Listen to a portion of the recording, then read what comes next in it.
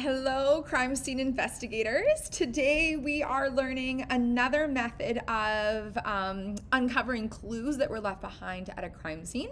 So, yesterday, good job on, I guess, like the animal tracks. There's a couple people that have mentioned to me the animals that they want to show the tracks of.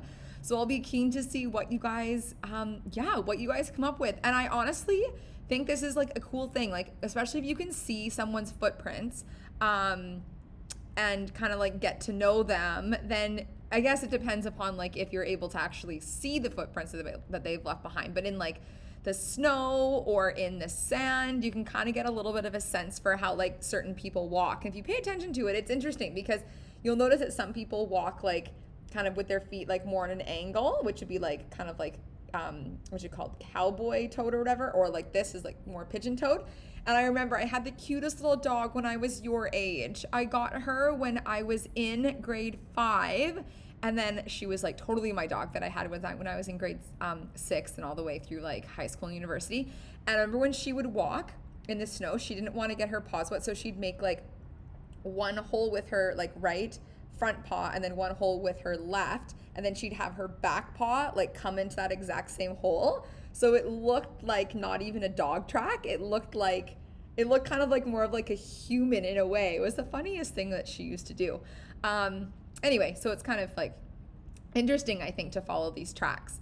Okay, so first of all, I asked you guys yesterday to comment on, that's what we're doing today, chromatography.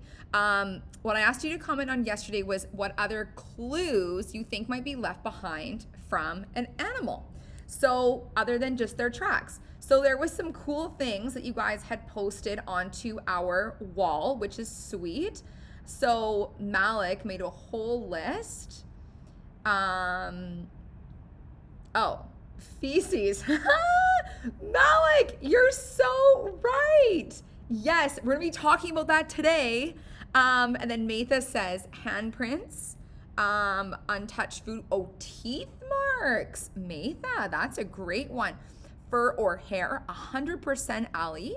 Teeth marks, hair, fur, and then Daisy added holes, burrows, nests, anything the animal might have as a home. Yes, like if there was like or and Rami says fur. Yes, those are great ones. So anything, I'm just gonna give these people a point because they participated. Let's see here.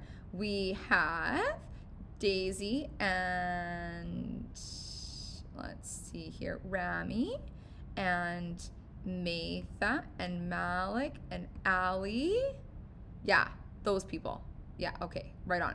So you guys, I'm gonna say, what should I give you? Let's see, participating. Yeah, right on, excellent. So, okay, yeah. So those are all such good ones, especially like the home one or like little burrows or something. Cause yeah, that's gonna leave us some tracks of where they were. Especially if you have, remember I had like a hamster that got loose in my house when I was also in grade 7. I had these, did I ever tell you guys my hamster story? I had these like hamsters that had babies, and then there was like 13 of them, and then I was cleaning their cage one day, and then I got distracted because I was watching the hockey game, and then they escaped from this like makeshift like little tiny container that I'd made for them. So they put their balls and stuff in there, and they're like climbing apparatus. And then I come back and there was like only, maybe there wasn't 13, maybe there was 8, and I came back and there was 4 hamsters left. So 4 had escaped in my house. My mom was really mad at me, and of course, because she hated them anyway.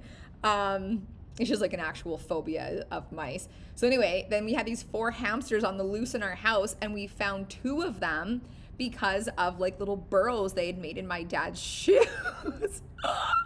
and then the other 2 we found like way later. Anyway, that was like miserable. So I never got hamsters again after that. I wasn't allowed.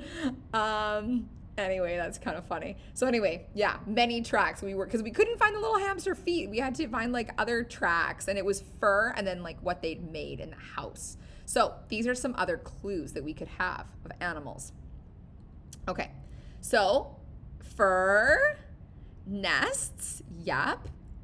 are like burrows. Rubbings on trees. So if this is outside, maybe they leave behind a little something. Teeth marks, like Matha had said, on twigs or in food. Burrows, kind of like Daisy had said. Animal parts. Okay, so other parts of them left behind, such as feathers or antlers. Scat. Now, this is what Malik had said, which is feces. Okay, so this is the whole thing, Malik.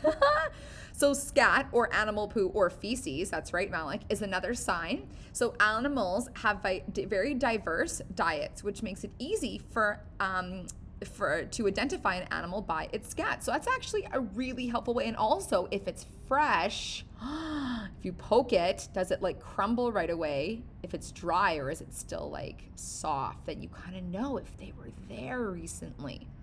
For example, if scat contains fur, then it means it came from an animal that eats small rodents that have fur. Gross. Scat is very important for scientists who study animals to determine if a species is present in the area and whether or not they are healthy. Yeah. So that's like a really, really gross, but like ultra scientific one. And then here are some different examples of what like different animal poo looks like. Imagine this was your job, investigating this. That's funny, but it is true. Like that's also what they say, that if you're like going on hikes, like you're safe if you find like bear poo, for example, that's like old, but if it's warm, like watch out, make sure you have your bear spray and your bells ready to go. Okay, so anyway, that's our animal track lab. So that information, you don't have to necessarily write any of those things down, but this is going to be all important for building up our crime scenes next week. Okay, so that one's good.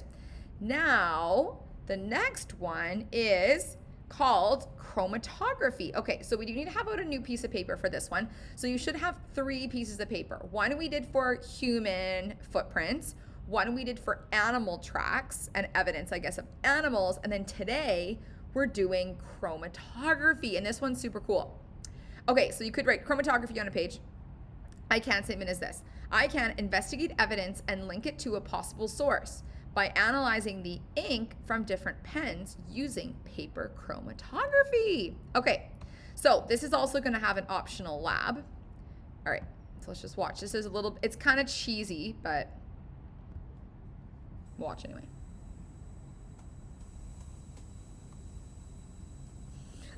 Professor Eve wrote me this note because she owes me 10 sweets, but I want more, so I'm gonna add an extra 0 until the end.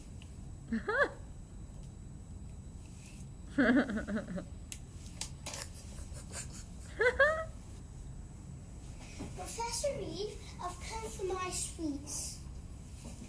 Okay. 1, 2, 3, 4, 5, 6, 7, 8,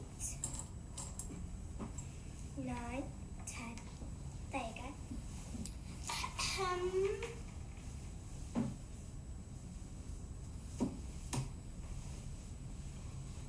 Professor Owen, may I point out that you have sneaked an extra 0 on the end there?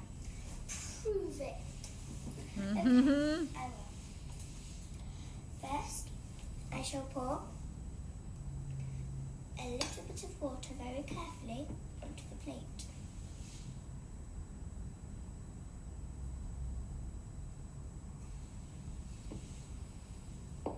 And now, I shall place the glass carefully in the water. I shall now put this piece of sticky tape on to the note and stick it just so the bottom of the note touches the bottom of the plate. There you go. So tape it on. We shall now wait 5 minutes. Ho ho!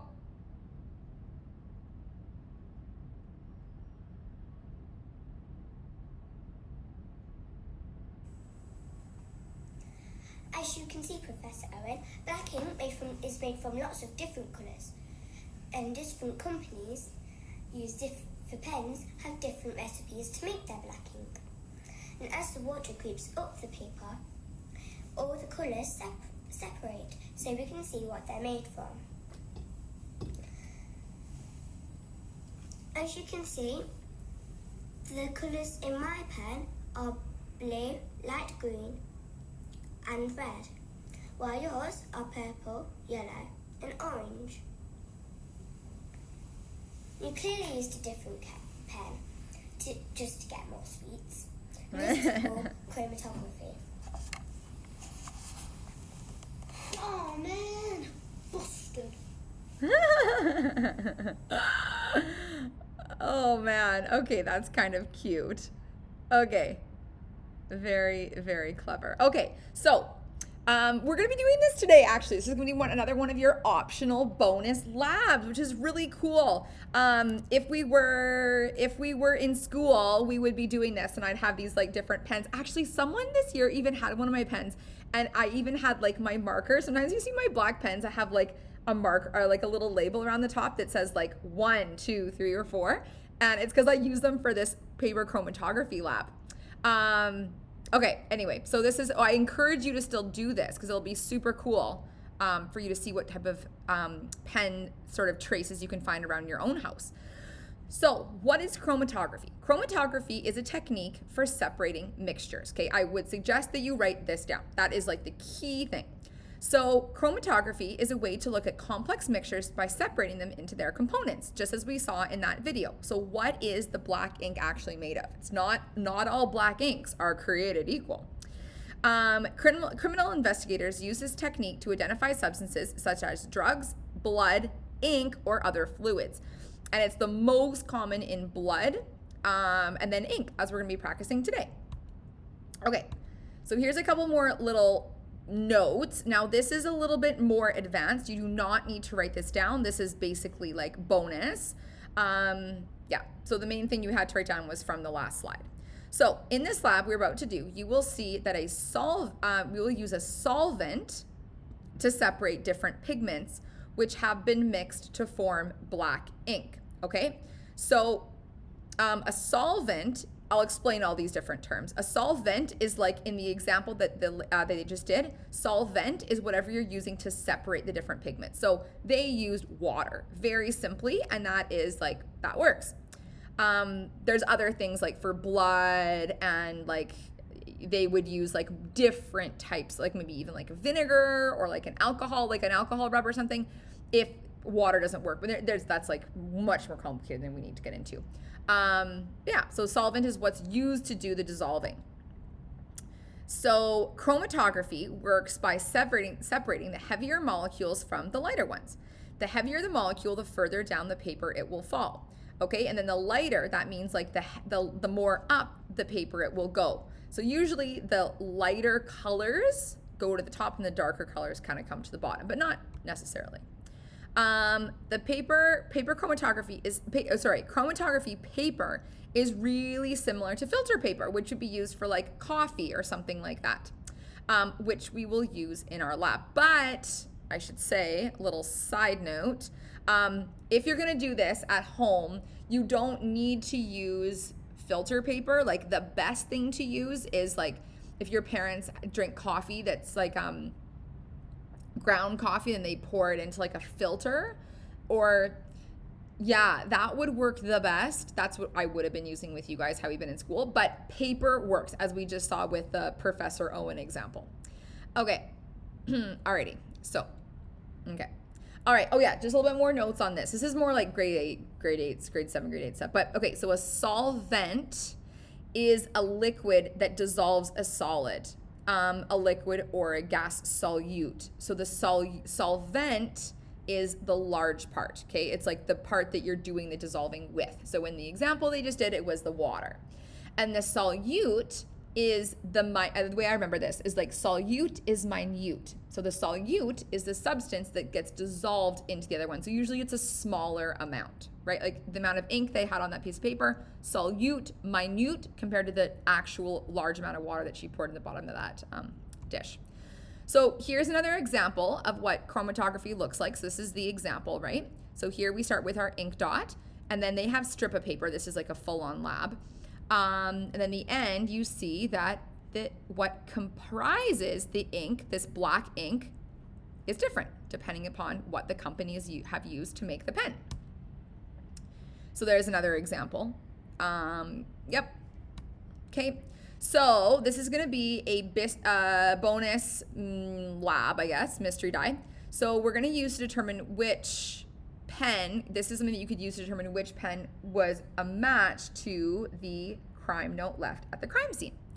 Okay, yeah, this is more from last year. Anyway, okay, so this is the procedure. Okay, so take strips of chromatography paper, fold down the pieces about an inch from the top. So that's basically so that you're just like making something that you can tape on the top. You don't need to worry about this fold bit though. You honestly could just do the exact same thing that the girl did in her, I guess we saw in that video. So using a black Sharpie, draw a horizontal line near the end of the chromatography paper. Make the line about as high off the bottom as your thumb length. Okay, so basically, it doesn't actually really matter, but wherever you put the writing, like say that you're gonna do like a piece of paper, kind of like what we saw in the video, then you would do like, this would be like pen A, then pen B, pen C. The key thing is just to make sure that you have them all lined up. That would be like a controlled variable, right? The height of the printing would be a controlled variable. And technically when you're doing this, you're not supposed to touch the dot or whatever whatever the mark is that you have into the water. It's supposed to be just above. So maybe I can find that exact spot in here again. That's actually kind of an important point. Let me see. It just says the bottom of the note touches the bottom of the plate. Okay, so notice here, yes, this is super important, okay? So there, if you can see the water line, it's like right there actually. So it's just a little tiny bit. It does not touch the ink. If it touches the ink, it's actually gonna mess up the whole experiment and it's gonna like bleed in like the opposite direction. So the key thing is the water has to absorb into the paper and then it's gonna track, then the molecules will separate tracking like upward, okay? Yeah, so that's important. It should not be touching. Remember last year, and usually people kind of like, yeah, have to redo it because they made the too much water or something. Okay, use a pencil to suspend the paper in the beaker of water. So you could do it a couple different ways. Like this one, you could make like what we did, I think last year, is we just had like pencils that were on top of a beaker and then you just kind of like rolled your little strip of paper over top of the pencil, then it just like hung in the water. But her example of taping it onto the side is actually super handy as well. And then just like dripping a little bit of water in the bottom of a plate. I really like that. Okay, yeah, so you shouldn't mark any higher than the length of your thumb. Use a pencil to suspend. Okay, so that's optional. Carefully add water to the beaker and alcohol into the, oh, okay, we're not gonna do alcohol, just water. Then watch what happens. See the ink separation. Okay, so, and then it says repeat using a different color or a different type of pen. So that's essentially what I'd like you to do, is something where you have two, like if we were in class, I'd be giving you 3 different types of pens, okay? So try to find around your house 3 different black. It has to be the same color. That has to be a controlled variable. And then, yeah, and then you basically just like write with them and then see what happens, okay? So take a picture and then post it into, I'm gonna make a new kid blog thing. So here, okay, this is our kid blog one. If you did happen to do the animal track activity like I showed you, you could post it here. And then I'm gonna make another one like right away by the time you guys are finished watching. By the time that you're finished watching this video, I'll have a new one made for our paper chromatography, which will be cool to see, yeah, how your ink separates. Okay, so that's it for today. And remember, this is just like optional to do, but these are the things, if you're striving for an E, then like doing this, like at least one of these different types of like optional labs would be good to do. And this is a super fun one. Okay, see you later. Good job.